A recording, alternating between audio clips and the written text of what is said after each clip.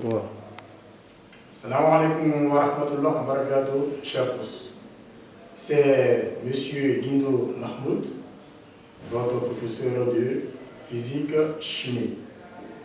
Nous allons continuer notre cours sur le chapitre intensité du courant électrique. La suite et la fin.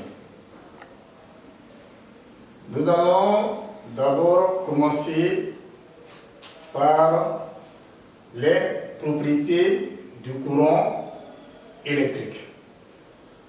Mais bien avant, nous avons déjà donné le calcul de l'intensité du courant dans un ampèremètre à aiguille ou encore ampèremètre analogique.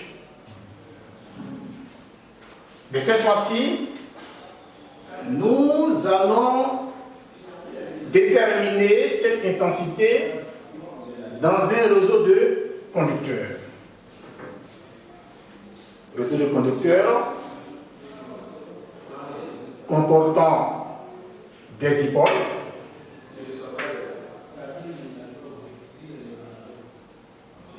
d'où le générateur, conducteur ohmique, des lampes, etc., etc. Mais bien avant, nous allons définir quelques notions. Définition.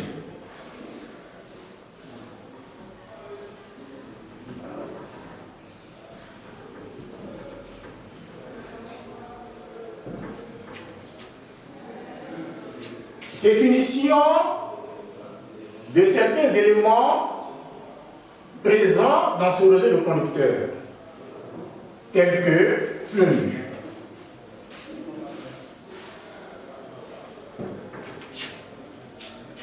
Le nœud, c'est le point de rencontre de moins de fils de connexion. Mieux, le nœud, c'est le point de rencontre de deux fils de connexion dont chacun comporte au moins des dipôles.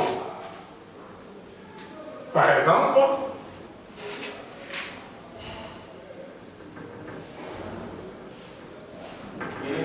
A est un nœud, B est un nœud, etc., etc. Nous avons également la branche.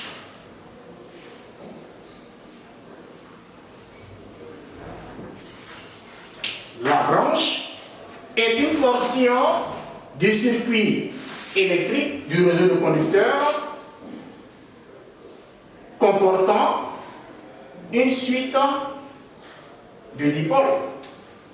Un dipôle ou même deux dipôles. Et pour désigner une branche, nous pouvons donc utiliser les différents points dans le réseau de conducteurs et le symbole des dipôles. Un exemple.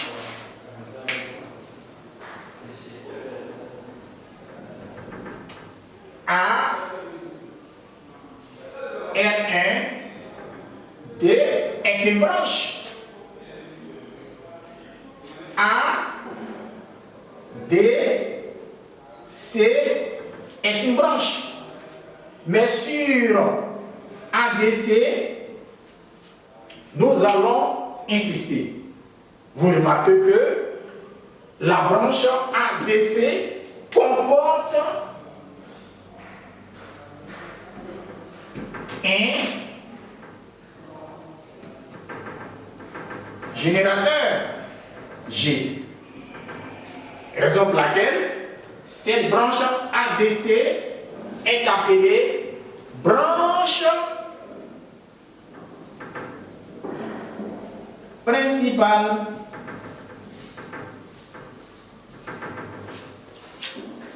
Nous avons également des branches accolées à cette branche principale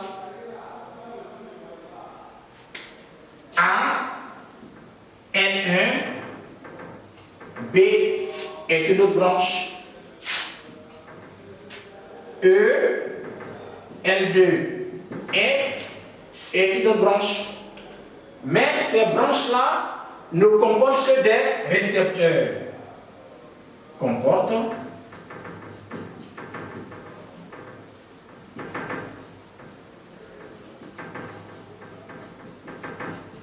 des récepteurs, N est un récepteur, L2 est un récepteur. Nous parlons donc de branches dérivées ou encore branches secondaires.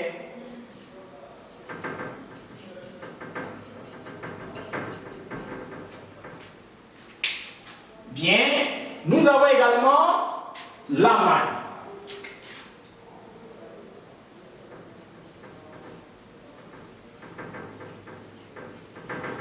La maille n'est rien d'autre que un ensemble de branches formant un circuit fermé. Formant un circuit fermé.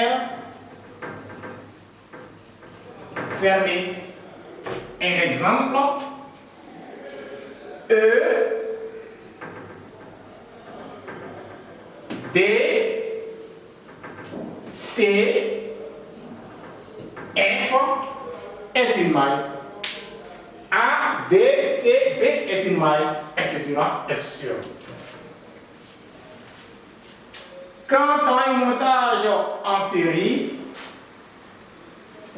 si nous considérons la branche A, B, C uniquement, vous remarquez que cette branche comporte les conducteurs ohmiques R1 et R2. Un même courant va donc circuler dans cette branche.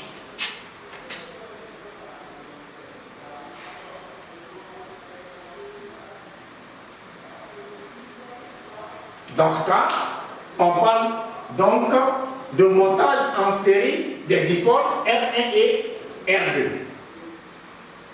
Mais s'il y a un courant partant de la branche DC, le générateur va donc délivrer un courant I,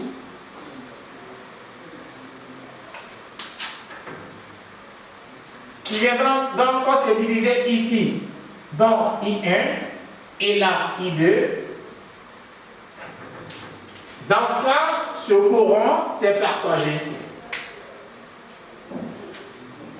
dans ces deux dipôles, dans ces deux récepteurs. On dira que les lampes L1 et L2 sont montées en dérivation ou en parallèle. Voilà en bref pour ce qui est donc du montage en série et en parallèle. Mais également, dans un montage en série, on peut également parler de loi d'unicité de l'intensité, puisque le courant I ne varie pas dans cette branche. Mais dans un montage en dérivation, on parlera plutôt de loi d'additivité de l'intensité. Nous allons voir à présent la loi des nœuds. La loi des nœuds.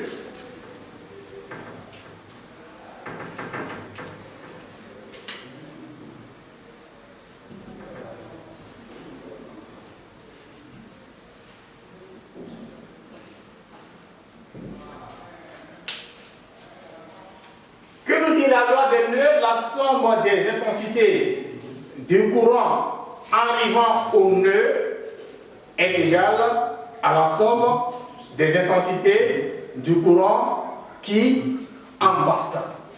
D'où cette relation somme de I arrivant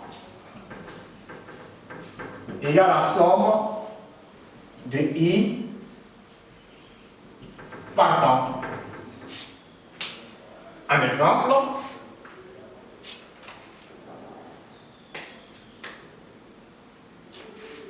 Si nous prenons le nœud A ici, nœud A, le générateur va donc délivrer cette intensité I. Quel est le courant qui arrive au nœud A? C'est I. I égale. Et quels sont les courants qui en partent? Nous avons I1, c'est-à-dire que fut le nœud, plus I2. Voilà, ainsi libellé la loi d'un nœud. Nous allons passer maintenant aux applications. Que nous dit l'application 1? Quelle est la quantité d'électricité transportée par un courant d'intensité 5 ampères pendant un temps de durée 10 minutes? On déduire le nombre d'électrons dans cette section des circuits. Application 1.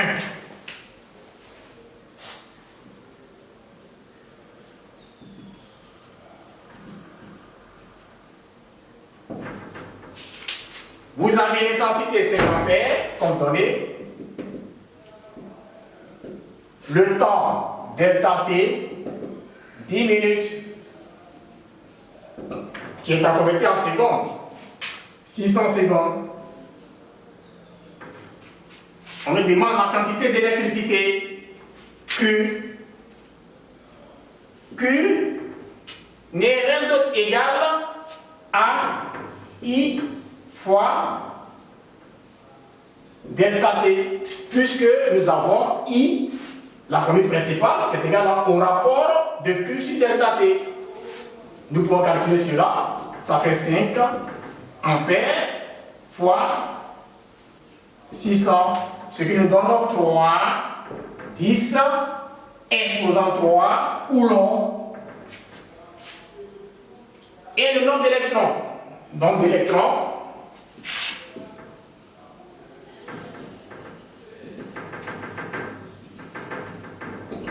qui ici représente des particules élémentaires. Nous avons Q égale à N par la valeur absolue de petit q, qui est la charge de la particule élémentaire. Or, il s'agit d'électrons, dont la charge est moins E. Donc, égal encore à N fois valeur absolue de moins E, qui sort en même temps N fois E. On peut calculer cela en donnant ce rapport N égale à quoi? À Q sur E. Aussi égale à quoi? À 3, 10, exposant 3 sur 1,602, 10, exposant moins 19 coulombs. Vous pouvez donc calculer cela et trouver ce nombre de particules élémentaires en électrons.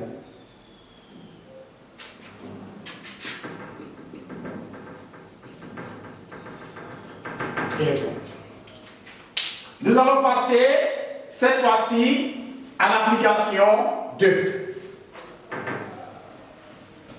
Vous avez un réseau de conducteurs comportant des conducteurs ohmiques, un générateur,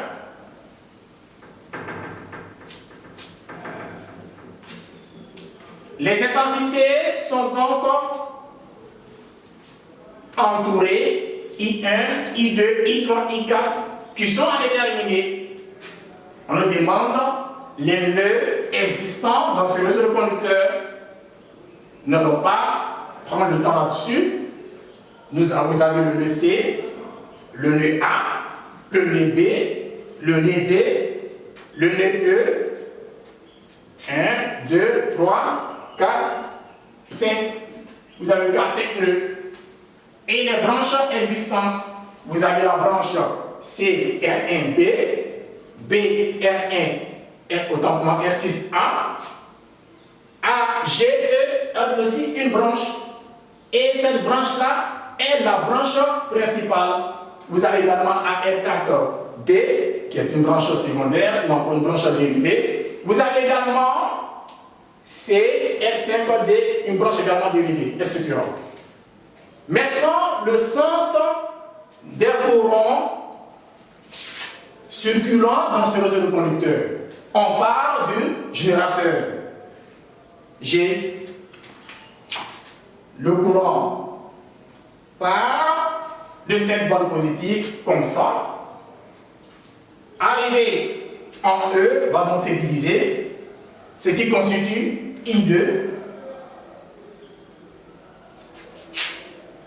Une autre partie, là c'est I3, le sens de I3. I2 part, une partie entre dans R6, dans la branche BR6A. Une autre partie est divisée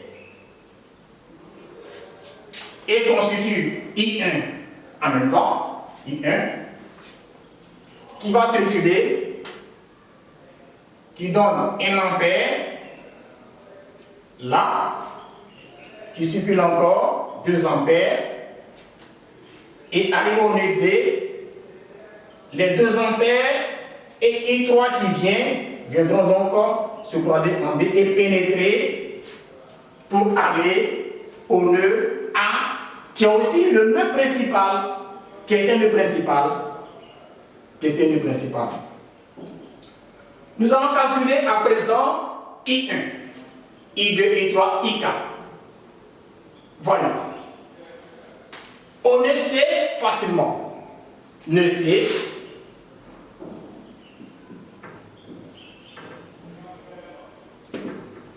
Quel est le courant arrivant au nœud?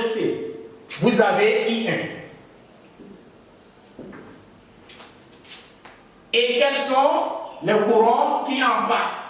Vous avez le courant égal au courant I qui va donc circuler de C, c'est-à-dire et dans la branche CR7 A, plus le courant qui va circuler dans la branche CR5 D. Vous se retrouvez. Et le courant qui va circuler dans cette première branche donne 1 ampère plus dans l'autre branche CR5D, c'est 2 ampères. Donc ce qui nous donne 3 ampères. Ensuite, au nœud B. Au nœud B, quel est le courant qui entre au nœud B? Vous avez I2 qui est égal, le courant qui en part, vous avez I1 plus le courant circulant dans la branche B R6A, c'est-à-dire I1. Nous avons déjà calculé qui vaut 3 ampères plus 1 ampère circulant dans la branche BR6A, ce qui nous donne 4 ampères pour I2. Nous allons voir le calcul de l'intensité I3. Donc au nœud B. Il faut donc choisir les nœuds intelligemment pour pouvoir déterminer ces intensités, pour plus d'efficacité. L'intensité arrivant au nœud E, il s'agit bel et bien de l'intensité délivrée au niveau du générateur, qui est égale à l'intensité qui fuit E, c'est-à-dire I2 plus I3. Nous voulons I3, d'où I3 égale à IG, I-générateur, moins I2. IG vaut 10 ampères, moins I2 déjà calculé, 4, me donne 6 ampères. Et enfin, au nœud D,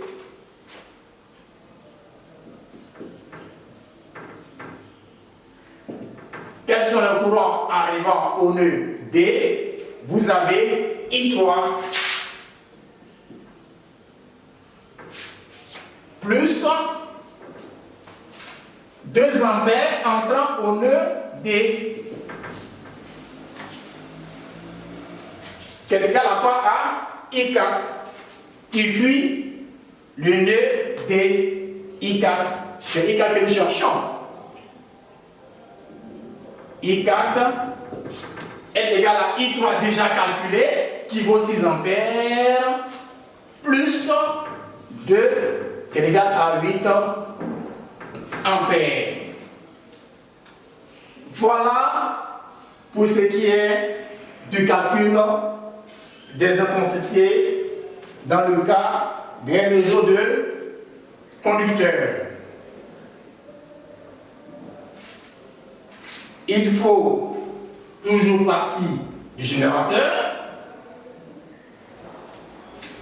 pour donner les différents sens du courant électrique et au niveau du nœud comportant au moins 3 fils de connexion, vous avez donc des intensités qui se partagent. Nous avons à présent terminé notre chapitre sur l'intensité du courant électrique. Nous vous demandons de travailler sur d'autres réseaux de conducteurs pour mieux avoir une notion de calcul de ces excentricités. Je vous remercie et à la prochaine pour un nouveau chapitre. Chapitre qui va concerner, bien sûr, la tension électrique et le calcul de ces tensions-là aussi dans les dipôles, dans différentes branches et les différentes lois qui s'y appliquent. Sur ce, Assalamu alaikum wa rahmatullah wa barakatuh.